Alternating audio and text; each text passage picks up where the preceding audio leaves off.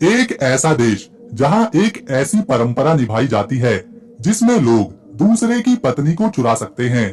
पत्नी चुराने का ये रिवाज यहाँ पर प्राचीन समय से चलता आ रहा है। इस देश में ऐसे कई समुदाय हैं जो दूसरे की पत्नी चुराने के रिवाज को अपनाते हैं।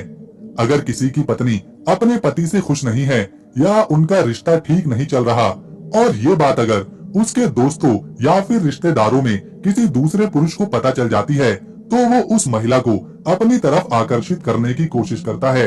ऐसे में वो महिला अपने पति को छोड़कर दूसरे पुरुष के संपर्क में आ जाती है और संबंध बना लेती है, जिसके बाद वो पुरुष दूसरे की पत्नी को चुरा लेता है और अपने साथ रख लेता है। इस देश की प्राकृतिक सुंदरता, ऊंचे ऊंचे पहाड़, झरने, नदियां बहुत ही सुंदर हैं। इसके अलावा यहाँ हाथियों की एक बड़ी जनसंख्या है। यहाँ आज भी कई आदिवासी समुदाय रहते हैं। इस देश की करेंसी इतनी ज्यादा सस्ती है कि यहाँ जाकर कोई भी करोड़पति बन सकता है केवल कुछ हजार रुपए में। दोस्तों, हम बात कर रहे हैं लाओस देश के बारे में। काफी कम ही लोग हैं जो इस खूबसूरत से देश के बारे में जानते हैं, यहाँ की जीवन शैली को समझते हैं। यहाँ की अनोखी परंपराएं बहुत ज्यादा दिलचस्प हैं। आज हम इसी शानदार देश लाओस को, ये है इस देश की करेंसी जिसे लाओ कीप कहा जाता है। और आपको जानकर हैरानी होगी कि यहाँ 1 लाओ कीप के नोट से लेकर 1 लाख कीप का नोट भी है। ये जो आप देख रहे हैं ये 1 लाख का नोट है।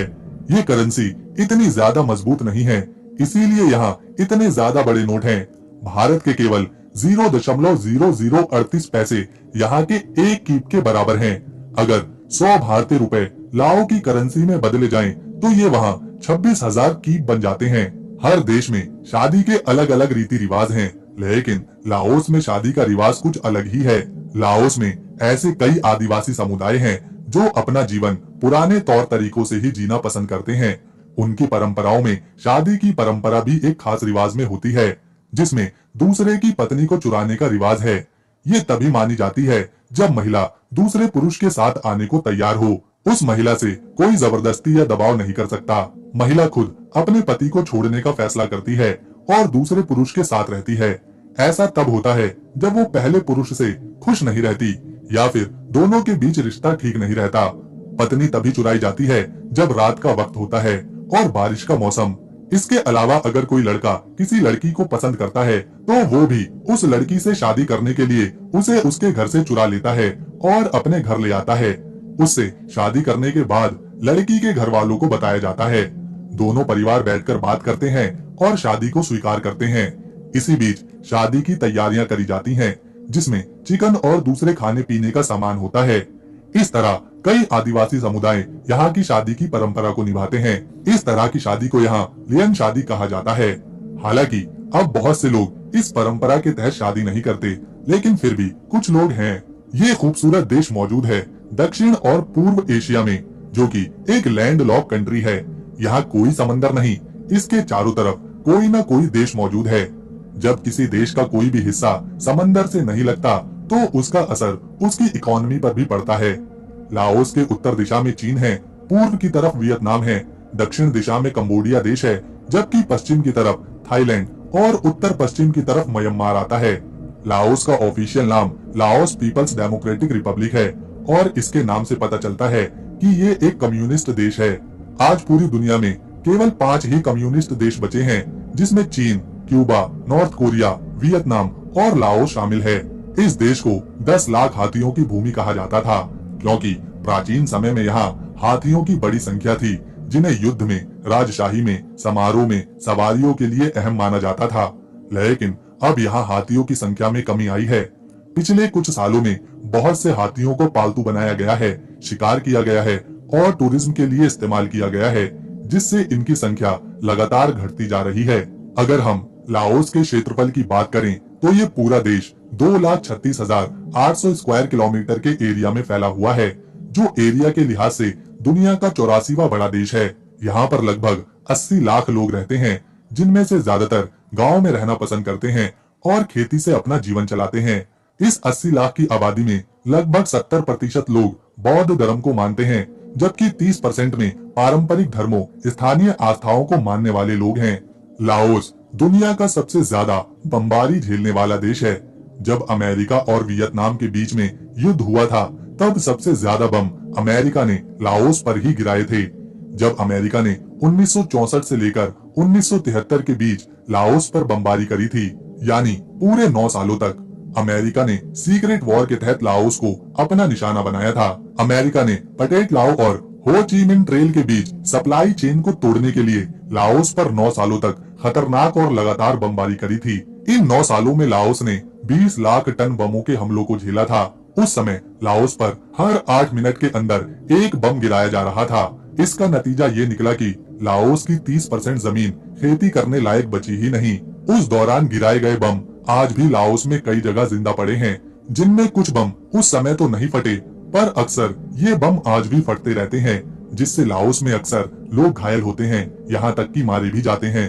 तब से लेकर आज तक हजारों लोग लाओस में मारे जा चुके हैं। ये है प्लेन्स ऑफ जार्स, दुनिया की एक रहस्यमयी जगहों में से एक, जो कि लाओस की शियांग ख्वांग नाम की जगह पर मौजूद है। यहाँ हजारों की संख्या में घड़े पड़े हैं, जो कि 3 मीटर तक ऊंचे हैं। ये घड़े चूना पत्थर, बलुआ पत्थर और ग्रेनाइट से बनाए गए हैं। वैज्ञानिकों का मानना है कि इन रहस्यमयी घड़ों को 500 ईसा पूर्व में बनाया गया होगा। इनका इस्तेमाल शायद इसलिए किया जाता होगा, जब यहाँ लोग मरते होंगे तो उनके मृत शरीर को इन घड़ों में रख दिया जाता होगा। पर ऐसा क्या सच में होता था? अभी वैज्ञानिकों के पास इसके पक्के सबूत नहीं है। यहाँ के मूल निवासी बताते हैं कि इन घड़ों को उस जमाने के राजा महाराजा या कबीले वाले शराब रखने के लिए इस्तेमाल करते थे। क्योंकि ये घड़े बहुत ही ऐतिहासिक हैं और रहस्यमयी भी हैं, तो लाओस की सरकार ने इनकी देखरेख का जिम्मा यूनेस्को को दिया है। लाओस के लोगों को बियर पीना बहुत पसंद है। यहाँ बियर को मानो लोग चाय की तरह पीते हैं। यहाँ पर बहुत ही कम उम्र में लोग बियर पीना शुरू कर देते हैं, जिन्हें आमतौर पर घर में ही बनाया जाता है। इतनी ज्यादा बियर पीने की वजह से यहाँ पर हर साल हजारों लोग बीमार पड़ते हैं, बहुत बीमार पड़ते हैं। कई बार लीवर फेल हो जाता है, शरीर के अंग काम करना बंद कर देते हैं। लाओस में बियर पीने की वजह से जो सबसे बड़ी समस्या है, वो है यहाँ पर होने वाले खतरनाक एक्सीडेंट। यहाँ 25% सीरियस एक्सीडेंट सिर्फ बियर पीने के बाद ही देखे गए हैं, जिनमें गंभीर चोटें आती हैं और कई बार जाने जाती हैं। फिर भी यहाँ के लोग बियर को अपनी संस्कृति का एक हिस्सा मानते हैं। चाहे शादी हो, त्योहार हो, कोई घर पर आए या फिर घर से कोई जाए, हर मौके पर बियर जरूर होनी चाहिए। लाओस में जब महिला शादी करके अपने ससुराल जाती है, तो 1 से 2 सालों तक उसे ससुराल में पूरे परिवार के साथ ही रहना पड़ता है, जहाँ लड़के के घर वाले उस नई दुल्हन की हर तरह से मदद करते हैं। उसे अपने परिवार के मुताबिक खाना बनाना सिखाते हैं, परिवार के व्यापार के बारे में बताते हैं। उस नई दुल्हन के साथ पति हर तरह से मदद करता है, उसके साथ कपड़े भी धुलवाता है, गाँव के अनजान रास्तों के बारे में बताता है और अपने साथ व्यापार में शामिल करता है। 2 सालों तक उन्हें परिवार के साथ ही रहना पड़ता है। उसके बाद अगर वो चाहें तो अलग जाकर रह सकते हैं। ये है लाओस की राजधानी, यहाँ का सबसे बड़ा शहर वियंतियाने। ये देश का आर्थिक, राजनैतिक और सांस्कृतिक केंद्र है। इसके एक किनारे पर मैकोंग नदी बहती है। वियंतियाने शहर को 9वीं शताब्दी में लैंगसांग अंपायर के समय पर बसाया गया था। 16वीं शताब्दी में से लैंगसांग अंपायर की राजधानी घोषित किया। फ्रांसीसियों के समय पर यह विकास और व्यापार का एक अहम शहर हुआ करता था। इसीलिए यहाँ आज भी फ्रांसीसी वास्तुकला, इमारतें और शहर के डिजाइन में देखा जा सकता है। यह है फा थाट लुआंग, इस शहर की सबसे फेमस जगह। यहाँ एक बहुत बड़ा सोने से गढ़ा स्तूप है। इस स्तूप को लाओस की पहचान के रूप में देखा जाता है, जो यहाँ के सबसे बड़े धर्म बौद्ध का प्रतीक है।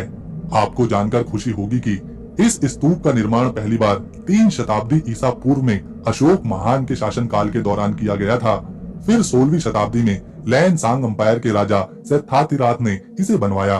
ये स्तूप 45 मीटर ऊंचा है और इसे सोने की परत से ढका गया है, लेकिन इसमें भारतीय और कंबोडियन प्राचीन की संस्कृति को भी देखा जा सकता है।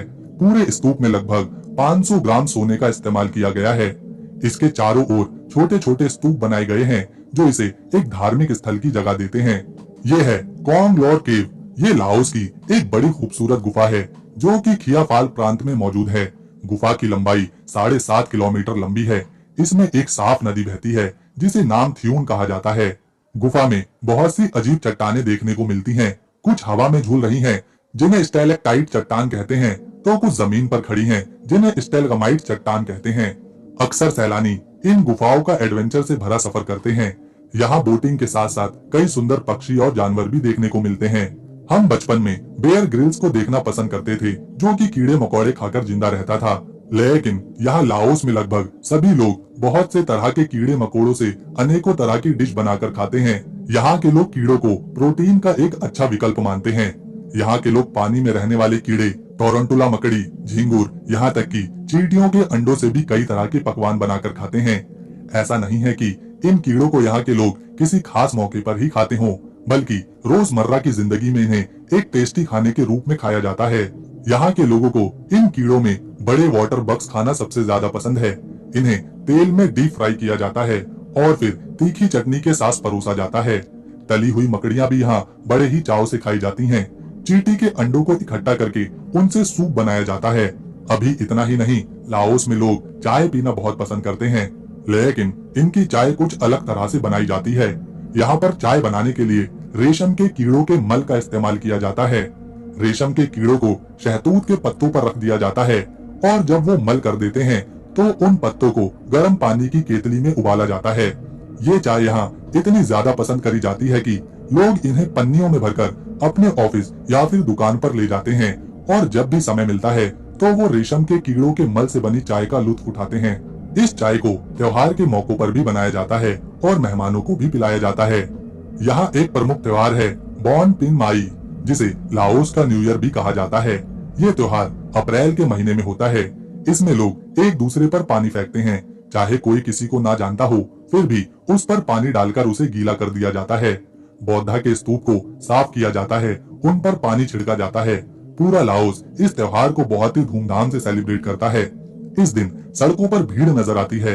लोग पिचकारी अपने हाथ में रखते हैं, पानी से भरी बाल्टी एक दूसरे पर फेंकते हैं। इसके अलावा बॉन बैंग फाई नाम का एक बहुत ही खास फेस्टिवल भी लाओस में फेमस है। लोग आसमान में रॉकेट छोड़ते हैं। ये रॉकेट बांस से बने होते हैं, इसीलिए इसे रॉकेट फेस्टिवल भी कहा जाता है। मई के आखिर या फिर जून की शुरुआत में ये त्योहार मनाया जाता है। आसमान में बांस के बने रॉकेट को छोड़ने की वजह होती है कि ये लोग बारिश के देवता को खुश करना चाहते हैं, ताकि यहाँ पर जल्दी से बारिश हो और इनकी फसलें अच्छे से फल फूल सकें। लोग पारंपरिक डांस करते हैं, पुराने संगीत बजाते हैं और एक दूसरे के साथ मिलकर मजे करते हैं। एक और त्योहार है थाट लुआंग फेस्टिवल। ये त्योहार लाओस के सबसे बड़े और पवित्र स्तूप फथाट लुआंग के लिए मनाया जाता है। इस दिन देश के हर कोने से लोग इस जगह पहुंचते हैं। बौद्धा के सामने प्रोसेशन किया जाता है, पूजा करी जाती है और हाथ में दिया लेकर प्रार्थना भी करते हैं। लाओस में सैलानियों के लिए अलग से ट्री हाउसेस बनाए गए हैं, जो कि घने जंगलों के बीच बने हैं। इन ट्री हाउसेस का अनुभव करने के लिए अक्सर टूरिस्ट नामकान नेशनल पार्क जाते हैं। इन घरों को काफी ऊंचे पेड़ों पर बनाया जाता है। दुनिया का सबसे ऊंचाई पर बना ट्री हाउस यही लाओस में देखने को मिलता है। ट्री हाउस की एक मशहूर जगह है गिबन एक्सपीरियंस, जहां न केवल ट्री हाउस का एडवेंचर है, बल्कि यहाँ जिपलिंग का भी मजा उठाया जा सकता है। ये ट्री हाउस इतनी ऊंचाई पर बने होते हैं कि इनसे पूरा जंगल दिखाई देता है, वाइल्ड लाइफ नजर आती है। पहले के जमाने में लोग इस तरह के ट्री हाउस को जानवर से बचने के लिए बनाते थे, जो रात के वक्त उन्हें सुरक्षित करते थे। ये है लाओस की सबसे लंबी नदी मेकांग, जो कि दक्षिण पूर्व एशिया की सबसे लंबी नदी है। ये नदी लगभग 4300 किलोमीटर से भी ज्यादा बड़ी है। ये नदी तिब्बत के पठारों से निकलती हुई लाओस, थाईलैंड, चीन, म्यांमार, कंबोडिया, वियतनाम से होती हुई दक्षिण सागर में जाकर मिलती है। लाओस के लिए ये नदी एक वरदान के रूप में काम करती है। ये एकमात्र जलमार्ग है। लोग इस नदी से मछलियां पकड़ते हैं, खेती के लिए पानी का इस्तेमाल करते हैं। लाओस की 1/3 आबादी 15 साल से भी कम उम्र की है, यानी कि ये एक जवान लोगों का देश है। यहाँ के 85% लोग बाइक का इस्तेमाल करते हैं। यहाँ पर कारें कम ही देखने को मिलती हैं। लाओस में चावल की खेती प्राचीन समय से करी जाती है और यहाँ के ज्यादातर परिवार चावल की खेती ही करते हैं। टूरिस्ट यहाँ के चावलों के बारे में जानने भी आते हैं। ज्यादातर खेती से जुड़े परिवारों के पास मशीनें नहीं हैं, उन्हें पुराने तौर तरीकों से ही खेती करनी पड़ती है, जिसमें शारीरिक मेहनत काफी होती है। ज्यादातर लोग ऐसा करते हैं और इतने चावल उगा लेते हैं कि उनके परिवार का पेट भर सके। यहाँ चावल से बहुत से लोग पारंपरिक तरीके से शराब भी बनाते हैं, उन्हें बेचते हैं। ये भी इनकी आय का एक मुख्य स्रोत है। लाओस दुनिया में सबसे ज्यादा चावल